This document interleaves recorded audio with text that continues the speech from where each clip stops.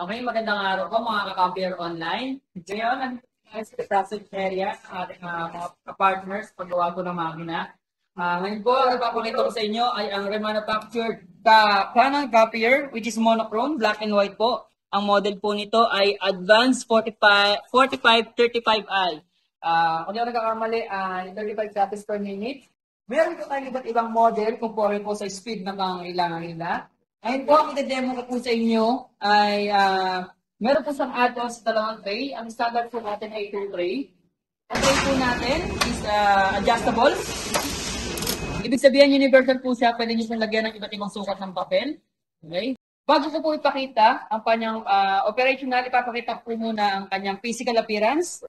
Kung mapapansin nyo po, hindi nyo po mapagkakamalang used copier machine dahil ito po ay remanufactured machine. Yan, talagang makinis na makinis po, malinis na malinis. Wala po kayong makikitang masyadong gasgas sa makina po na ito. Yan.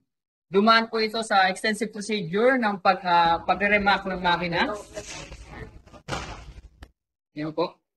Nakasil po yan. Kung ano po ang itsura na nakikita niyo po ngayon, ayan din po ang itsura na ma-receive nyo once na umorder po sa amin kayo ng copier machine. Ito po ay multifunctional printer. Yan. Ganito din po ang mismong lalabas po sa inyo pagka umorder po kayo sa amin ng machine. Yan. Makapansin nyo po, halos wala pong kagas-gas-gas-gas. Malinis na malinis po ang makina. Yan. Mga bago po. Kompleto po yan with new grease. Yan. Makapansin nyo po, bagong-bago po ang mga grasan yan. Lahat po yan. So, by sure namin natatagal po ang makina nito pagka nakakuha po kayo. So, ito po ang latest generation ng ating makina. Kung di ako nagkakamali, ito ay 7-inch multi-touch or 7 or to 9-inch multi-touch screen. Yan. Multifunctional printer po siya na mayroong copy scan at printer capabilities with features. Iba't ibang klase ng features na nangangailangan sa opisina, gaya ng mga SMB, storage at iba-iba pa pong function ng mga makina. So, hindi lang po siya basta copier machine. Lahat na po, nandito na po ng pangangailangan ninyo. So, kagaya po ng ibang mga makina, paglalagay tayo ng papel, dito po siya. Yan. Ang booting time po nito, umaabot po ng 30 seconds. Ang warming up time po nito, halos kasabay din po ng 30 to 45 seconds. Kaya testingin po natin siya kung paano siya mag-print.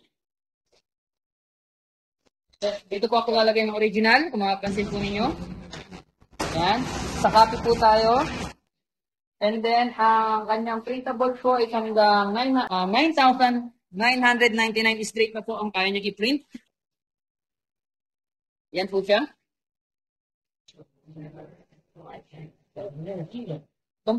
Ito po ay black and white printer. Pero meron din po tayong Canon na colored kung kinakailangan nyo po.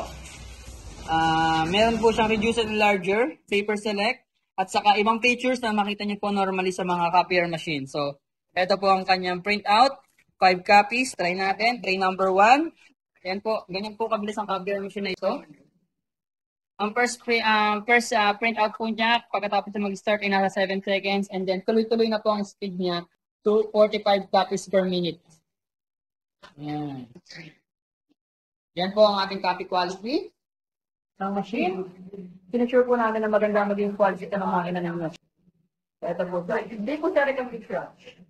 Thank you po, mga. Thank you po. Thank you.